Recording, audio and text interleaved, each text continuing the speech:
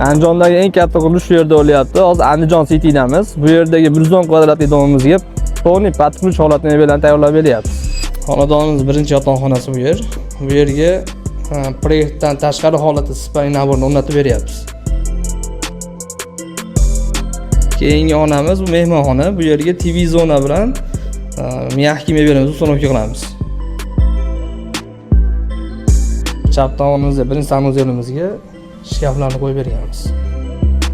Xonadonimiz asosiy xonasi oshxona. Oshxonamizga G-образный kuxnyamizni tayyorlab beryapmiz. Bu yerga kuxniy naborimiz bilan 6 talik stol stulimiz o'rnaydi.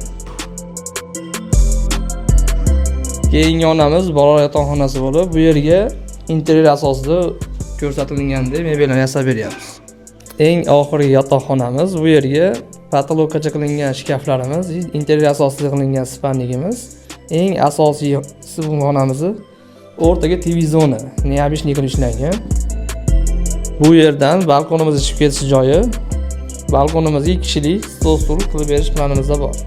Ushbu xonadonimizni 10 kun davomida Xudo xolasa bitkazib egalariga topshiramiz. Interyer asosida qilingan mebellarimiz o'xshamamasini ko'rib baho berishingiz mumkin. Keyingi videoyimizda narx-navolarni aytib o'tamiz. Bizni yo'qotib qo'ymaslik uchun obuna bo'lib qo'ying.